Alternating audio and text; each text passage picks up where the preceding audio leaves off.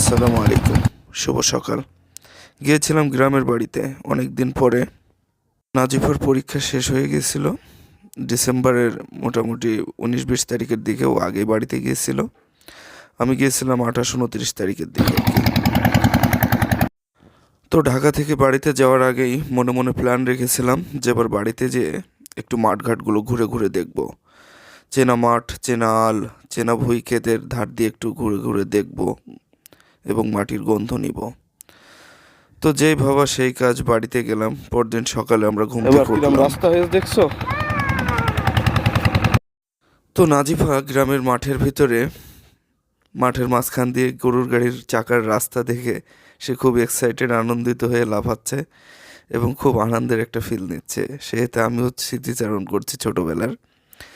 তো যেতে যেতে ভুঁই ক্ষেতগুলো দেখছি আর আল ধরে হাঁটছি আর ভাবতেছি একসময় এ আল ধরে কত রেগুলার যাতায়াত করতাম, কি সকাল কি দুপুর, কত কাজে। তো গ্রামে আসলে গ্রামের মাঠঘাট আল ধরে ঘুরতে আমারও খুব ভালো লাগে এবং আমি ছোটোবেলায় ফিরে যাই, সবসময় স্মৃতিচারণ করতে থাকি যে কত দিনগুলো কাটিয়েছি এই আল ধরে হেঁটেছি। এটা একটা মোটর ঘর।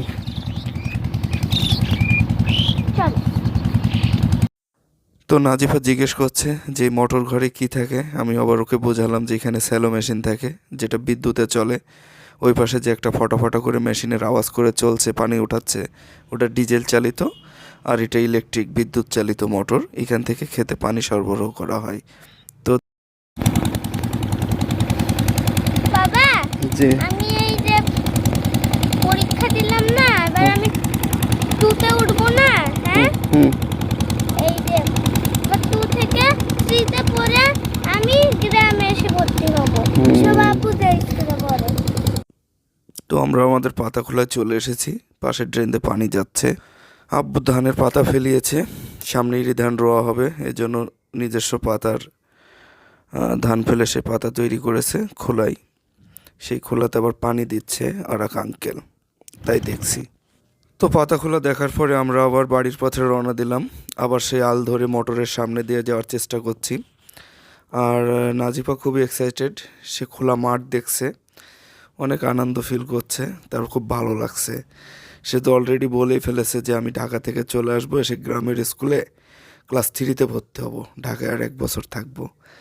মানে গ্রামে আসলে খোলামেলা পরিবেশ দেখলে প্রত্যেকটা মানুষেরই আসলে ভালো লাগে, ভিতর থেকে আনন্দ হয়। তো সেও এরকম আনন্দ করছে, ফিল নিচ্ছে, আর এই রাস্তা ধরে হেঁটে হেঁটে যাচ্ছে, মজা পাচ্ছে অনেক। তো আমি তাকে বলছি তুমি একটু ফাস্ট চলো, দ্রুত। সে বলছে না, আমি একটু আস্তে আস্তে যাই, এমনি আমার ভালো লাগছে, মাঝে মাঝে লাফাচ্ছে, এই আর কি। তো আমি যতদূর দেখছি আমিও মন ভরে এনজয় নিচ্ছি এবং ছোটোবেলার স্মৃতিচারণ করতে থাকছি যে কত পরিচিত মাঠঘাট, একসময় কত এই আল ধরে সকাল বিকাল সবসময় হেঁটেছি। ক্ষেত খামারেও কাজ করেছি টুকটাক, মেশিন স্টার্ট করেছি, খেতে পানি চালিয়েছি, কত কি। আবার মাঝে মাঝে টাটা দিচ্ছে, বলছে আমি অনেক আগে চলে গেলাম, তোমাকে টাটা দিয়ে গেলাম, এই সব আর কি। কি অবস্থা চাচ্ছু?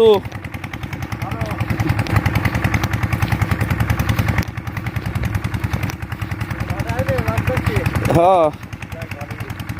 তো নাজিফ এবার কনফিউজড যে কীভাবে চিকন আলের পথে যাবে। বলছে বাবা আমি কেমনে যেতে পারবো? আমি বলছি হ্যাঁ আম্মু তুমি পারবা, তুমি আস্তে আস্তে যাও, সবই সম্ভব। তো সে দেখছে আর যাচ্ছে, মাঝে মাঝে আবার একটু ভয় পাচ্ছে যে পা পিছলাই না জানি কাদায় পড়ে যায়। তো আস্তে আস্তে দেখছি না ভালোই পারতেছে, টুকটুক করে হাঁটে হেঁটে যাচ্ছে। পাশের ক্ষেতটা অবশ্য শুষ্ক ছিল, নিচের ক্ষেতটাই ছিল পানি। তো মোটামুটি অনেক আগিয়েছে। যেটাকে তুমি ঘাস বলছিলে, এখানে ওই যে এখানে দেখছো এই যে ধান ফেলাইছে, এই পাতা হচ্ছে ওখানে ওই রকম ফেলানো হইলো, তারপরে ঘন হয়ে গেছে। এবার যে চলো। এই যে একটুখানি পিছে পিছে ধান। হুম। একটু ফুল নেওয়া। চলো ওই পাশ দেন মানে। নাজিফা এখন সরিষা ফুল দেখেছে, সরিষা ফুল নেবে, সেটা নেওয়ার জন্য বায়না শুরু করে দিয়েছে। তো আমরা মোটামুটি অনেকটা রাস্তায় গিয়ে চলে এসেছি। আমাদের সামনেই কলা বাগান একটা ক্ষেত আছে, সেখানে বাবা কলা বাগান লাগিয়েছে, ওর ভিতর দিয়ে আবার আম গাছ লাগিয়েছে। এই জায়গাটাও একটু ঘুরে যাব। আর পাশের এই ক্ষেতটা দেখে নাজিফা বলছে এটা কি ক্ষেত, আমি বলছিলাম এটা মসুরি ক্ষেত, আমরা যে মসুরির ডাউল খাই সেই মসুরি গাছ লাগানো হয়েছে। এই যে দেখো ছোট ছোট সব মসুরির গাছগুলো। তো আমরা হাঁটতে হাঁটতে একেবারে কলা বাগানের কাছে চলে এসেছি। এই যে কলা বাগান, আর একটু গেলেই ওখানে পৌঁছে যাব। এই কলা বাগানের ভিতর দিয়ে আবার আম গাছ লাগানো হয়েছে, বিভিন্ন আম হবে। আম গাছ যখন বড় হবে তখন কলা গাছ কেটে দেবেই বলেছে।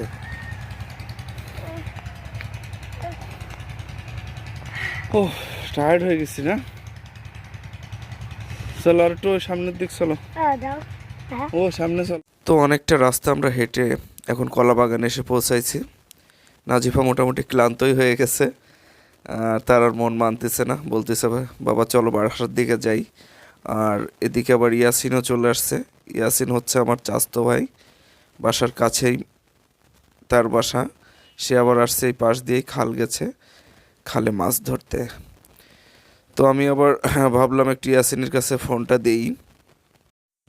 ইয়াসিনের হাতে ফোন দেওয়ার পরে আমরা বাবা মেয়ে একটু হেঁটে কলা বাগানটা ঘুরে দেখছি, আর ইয়াসিন আমাদের শ্যুট নিচ্ছে। আর কত দূর গেছিলাম সেটা হাত দিয়ে নাজিফাকে দেখাচ্ছি। সে বলছে বাবা আমরা তো অনেক দূরে গেছিলাম, অনেক দূর থেকে এখানে আসলাম। তো যা হোক, কলা বাগানে ঘুরতেছি, কলাও হয়েছে, যে একটা কান্দি দেখা যাচ্ছে, বেশ ভালোই হয়েছে। নাজিফ আবার বলছে বাবা ওই দেখো কলা, ও দেখে ফেলেছে। তো কলা বাগান দেখা শেষ, এখন আবার বাসায় ফেরার পালা। কলাটা আরও একবার দেখে নিলাম তাকায়। তারপরে নাজিফা বলছে চলো বাবা কলা টলা দেখা শেষ, এখন বাসার দিকে যাই। তো আমরা বাসার দিকে রওনা দিলাম। মোটামুটি এটা বেড়া দিয়ে ঘেরা হয়েছে, নইলে ছাগল গরু উৎপাত করে।